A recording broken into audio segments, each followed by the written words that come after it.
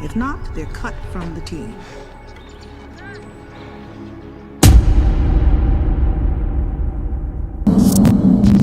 She's just being paranoid.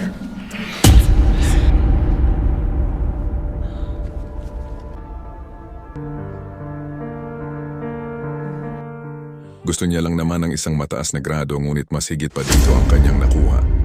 Welcome back na naman sa aking channel mga pit. Halika at tunghayan natin ang mga bagay na hindi natin inaakalang pwede palang mangyari.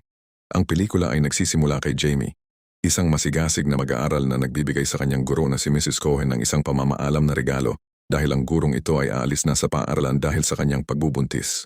Tinitiyak ni Mrs. Cohen at pinupuri si Jamie sa kanyang malakas na pagganap sa akademiko at hinihikayat siyang panatilihin ang pagsisikap upang magpatuloy ang kanyang scholarship hanggang sa college.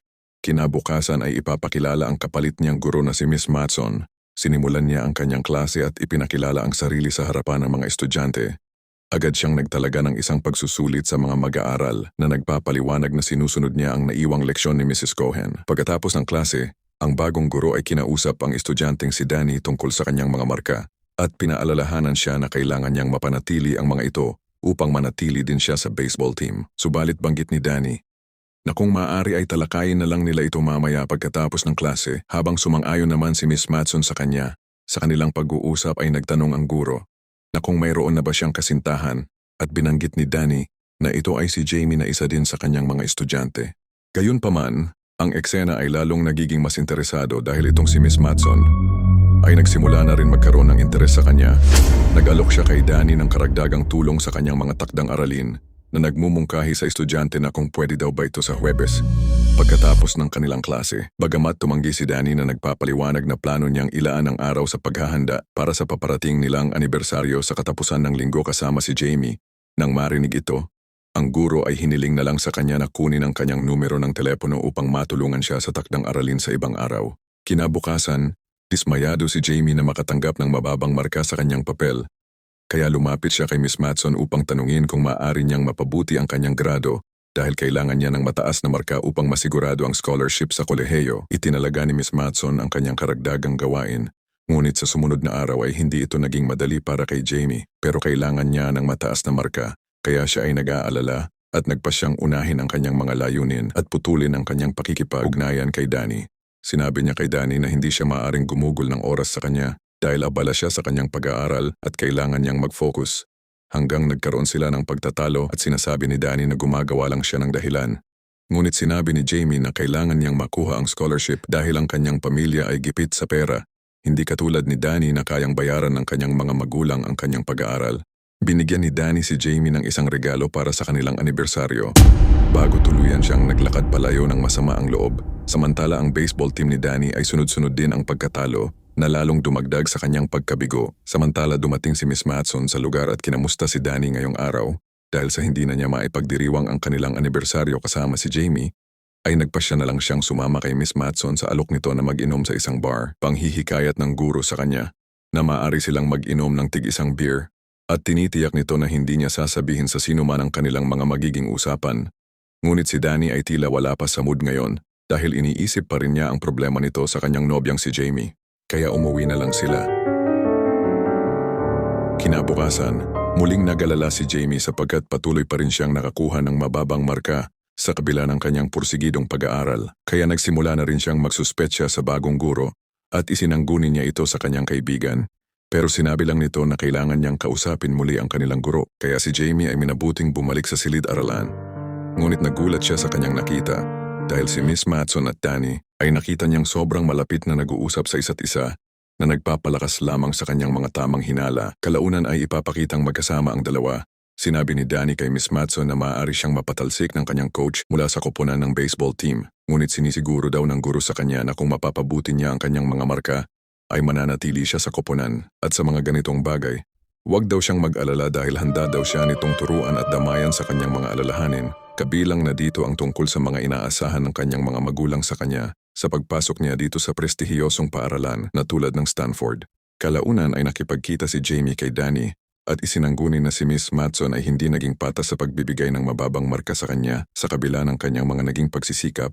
Tanong ni Danny na bakit naman ito gagawin ni Mrs. Matson sa kanya. Umalis si Danny at kinumpirma kay Miss Matson na kung sinasadya niya bang bigyan si Jamie ng mababang marka, tumugon ang guro sa pamamagitan ng pagtatanong na kung bakit niya ito naisipan itanong habang unti-unti na naman nag-iinit ang paligid. Tinitiyak sa kanya ni Miss Matson na si Jamie ay simpleng bagsak lang ang grado sa ibang aspeto. Habang unti-unti na sana silang lumalapit sa isa't isa, ay biglang napalingon si Danny sa direksyon ng pinto at doon ay nakita niya si Jamie na pinapanood sila mula sa labas ng bahay.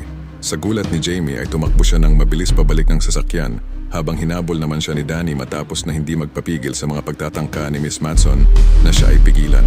Ngayon siya ay maluha-luha sa nasaksihang pagtataksil at pakikipagrelasyon ni Danny sa kanilang guro. Habang ang lalaki ay sumusubok na bigyang katwiran ng kanyang mga aksyon, ngunit hindi siya pinaniniwalaan ni Jamie. Nang sumunod na araw ay lumapit si Miss Matson kay Jamie at humihingi ng paumanhin sa pag-amin na siya ay nagkamali sa pagbibigay sa kanya ng mababang marka. Kaya binago niya ito sa pamamagitan ng pagbigay ng mataas na grado. Subalit giit ni Jamie na ngayon ay naiinis pa rin. Ay sinabi kay Miss Matson na hindi nito maaayos ang sitwasyon sa kanyang mga nasaksihan tungkol sa kanilang dalawa ni Danny. Ngayon si Miss Matson ay sinusubukan manipulahin ang mga sitwasyon. Kaya nakipag-usap siya sa punong guro na nagsasabi na si Jamie ay kumikilos ng kakaiba nitong mga nakaraan. Nais kumpirmahin ng punong guro ang kanyang sumbong sa pakikipag-usap kay Jamie. Ngunit iginiit ni Miss Matson na siya na raw ang bahalang humawak sa sitwasyon at sisiguraduhin ang positibong kakalabasan. Pinuntahan ni Danny si Jamie at nagpasalamat sa hindi pagbanggit sa iba ng kanyang nagawang kasalanan. Sinabi nitong itinaas na ni Miss Matson ang kanyang grado, inamin niyang guilty din siya sa nangyari at sinabi kay Danny na mag-isa lang siya sa kanilang bahay mamayang gabi. Tiniyak ni Danny na plano niyang kausapin si Miss Matson mamayang gabi para putulin ang namamagitan sa kanila bago siya magtungo sa bahay ni Jamie. Kaya tinext ni Danny kay Miss Matson ang address ng parke kung saan sila magkikita at ipapakitang masayang-masaya ang guro na makakasama niya na naman si Danny. Unang nagpahayag si Miss Matson sa kanya ng nararamdaman. Ngunit si Danny ay nananatiling matatag na nagsasabing kailangan na nila itong itigil. Ngunit sinubukan ng guro na hikayatin siyang manatili at kumikilos siya ng kakaiba. Kaya naglakad si Danny palayo sa kanya at tinawag siyang nasisiraan ng bait. Kaya sa despiradong sitwasyon si Miss Matson ay mabilis na sumakay sa kanyang kotse at bigla ang gumawa ng maling desisyon nang mabilis niyang paandarin ang sasakyan patungo kay Danny na agad din nagsanhi para bawian ito ng buhay.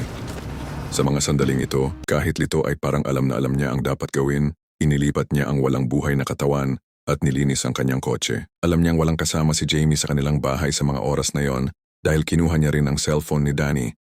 Kaya nagtungo siya dito at naglagay ng dugo ni Danny sa kanyang kotse para subukang isisi ang krimen sa walang kaalam-alam na si Jamie. Kinaumagahan ay tinalakay ng pulisya ang kaso ng isang teenager na natagpo ang walang buhay sa parke. Samantala ay paulit-ulit na sinubukan ni Jamie na tawagan si Danny ngunit hindi ito sumasagot. Ilang sandali pa ay ipinagbigay alam sa kanya ng kanyang ina na tumawag ang mga pulis at natagpuan nila ang katawan ni Danny habang iniimbitahan din sila ng mga pulis sa presinto para sa ilang mga katanungan. Sa istasyon ay naroroon ang mga magulang ni Danny at sinisisi si Jamie sa pagkamatay ng kanilang anak. Tumaas ang mga tensyon ngunit namamagitan ang mga pulis upang pakalmahin sila. Paliwanag ni Jamie sa mga pulis na plano ngang magpunta ni Danny sa kanilang bahay nung gabing yon. Ngunit ito ay pagkatapos daw ni Danny na makipagkita kay Miss Matson upang makipaghiwalay. Nagugulat na tanungin siya ng pulis kung may katibayan ba siyang may relasyon si Danny sa kanilang guro na si Miss Matson. Agad binisita ng mga pulis ang guro sa kanyang bahay. Doon ay itinanggi niya ang anumang espesyal na relasyon kay Danny at sinasabing si Jamie ay gumagawa lamang ng mga maling akusasyon. Idinagdag ni Miss Matson na ang pag-uugali ni Jamie ay nagbago sa nakaraang linggo. Tinanong siya ng mga pulis na kung nasaan siya sa panahon ng insidente. Sinabi ni Miss Matson na siya ay nasa sinehan. Kinabukasan dumating ang mga pulis sa bahay ni Jamie upang maghanap ng pwedeng maging ebidensya. Dito ay nakakita sila ng dugo sa harap ng sasakyan ni Jamie. Sa gulat at pagkalito, si Jamie ay hindi alam kung paano magpapaliwanag. Kaya mabilis siyang inaresto ng mga pulis. Tinitiyak ng mga magulang ni Jamie na nagsasabing hindi siya mananatili dito ng mahabang panahon. Doon habang siya ay nasa kulungan, ang kanyang ina ay maingat na sinundan ng guro sa paaralan. At napansin nito ang kanyang kakaibang pag-uugali. Pansamantala si Jamie ay pinakawalan sa tulong ng kanyang mga magulang. Pero kumbinsido sila na si Miss Matson ang nasa likod ng krimen, habang si Jamie ay lihim na nakikinig at nagkalikha ng isang plano upang ito ay mapaamin. Nang gabing yon siya ay pumuslit sa bahay ni Miss Matson habang pinipilit siyang paaminin ni Jamie ay natuklasan nito ang kanyang totoong hangarin. Kaya dito ay nagdesisyon na siyang saktan si Jamie. Siya ay galit na galit nang makita ang recorder kaya lumapit siya kay Jamie at tinangka niya itong Pero biglang lumitaw ang isang detective at mabilis na nahawakan siya sa braso bago mahulog ang kanyang sandata. Sa kabutihang palad ay dumating ang iba pang mga pulis sa tamang oras at inaresto si Miss Matson habang natuklasan din nila na hindi ito ang unang insidente ng guro na nakipagrelasyon sa isang mag-aaral at tinatago lang nito ang totoo niyang pagkatao.